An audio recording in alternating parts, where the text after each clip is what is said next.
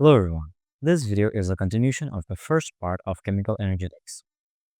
In this one, we're going to be seeing the factors which affect electron affinities. We're going to see the trends in electron affinities down group 16 and 17. We're going to see Born-Haber cycle calculations, and we're going to also see factors which affect lattice energy. So let's not waste any more time and start. So group 17, the halogens. We have fluorine, chlorine, bromine, iodine, and astatine. So the trend is that the electron affinity is going to become less exothermic down the group. This happens because of two reasons. Firstly, the atomic radius increases, and secondly, the shielding increases. So what happens is that when our atomic radius will increase, the nucleus, which is positively charged and which is responsible for attracting the electron, which is negatively charged. So to gain the electron, we need the nucleus. And if the nucleus gets further away from the electron, the attraction decreases, and therefore the electron affinity decreases.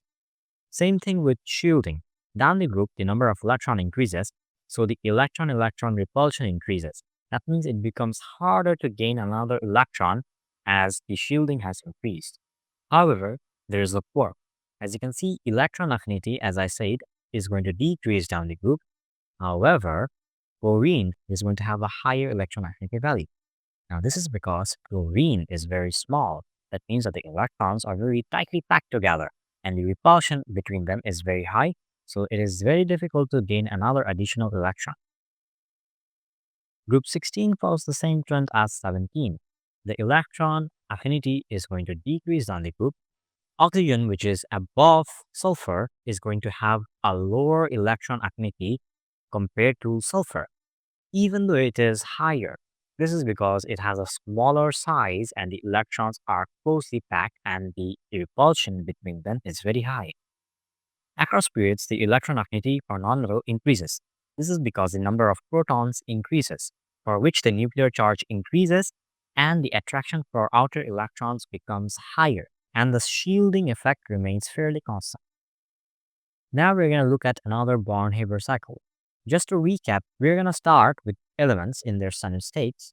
It can be metal or non-metal. If it is a metal, we're going to carry out atomization, and then we're going to have to carry out ionization.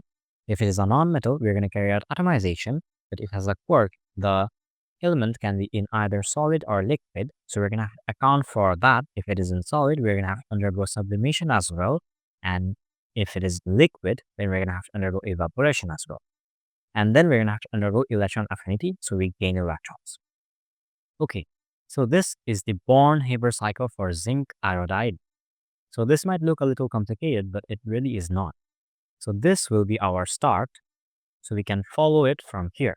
So we have zinc and iodine in their standard states, both are solids. So what we do is first get zinc into its gaseous atom. To do this, we're going to have to undergo atomization, and we do that. And on the left hand side, you can see that I have written the value for it. It is 131. The other thing is that we're going to have to get iodine into its gaseous atom as well. So iodine is a non-metal atom. That means it will need another additional enthalpy step. For here, it is in solid state, for which it needs to undergo sublimation. So as you can see, 62, as I have written, is its sublimation energy, and afterwards it undergoes atomization, which is 151. Then what happens is we take zinc and undergo ionization energy. So we do it two times, first ionization energy and second ionization energy. You can see that the electron number is also increasing because we are getting rid of the electrons. So we have to keep the positive and negative values and make them balanced. After that, we can see that we carry out first electron affinity for iodine atom. You can see that the value for this is going to be 1733. Now you know first electron affinity is always exothermic. So there are two iodine atoms. So we go first electron affinity for both of them, and we get rid of and we gain both of the electrons. Now we have the elements which are in their gaseous atom states. So now we can undergo lattice energy, and we can see that it has a value of negative 1605. On the left hand side, you can see we have also undergone formation, and it is also exothermic, and its value is negative 208. So now we can do some calculations. So the first question asks to calculate the electron affinity for iodine. So as you can see, we have the formula which we saw in the previous video. The del H of lattice energy is equal to the formation minus other values. So lattice energy was given, formation was also given, and other values, it is where the part actually starts. We add all of these values up, and then in iodine, as you can see, this electron affinity, we have 2 atoms. So we have to multiply it by 2. The question only asks for iodine atom. So we do that and we get our value. And in the second part of the question, we can see we have to compare lattice energy. So in many questions, they ask you to compare the lattice energy values. So to do this, you're going to need to know about the trends in lattice energy, which is going to be our next topic. To begin with, charge density. So if the charge density of the anion or the cation increases, lattice energy is going to increase. Charge density is calculated using charge by the size. Now, this is not really a calculation because you do not know the size. Rather, you have to understand that as we go lower down the group, the atom size or the radius increases.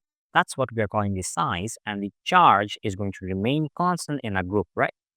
So, as you can see, down or lower the group, lattice energy is also going to decrease. The second part is the strength of ionic bonds.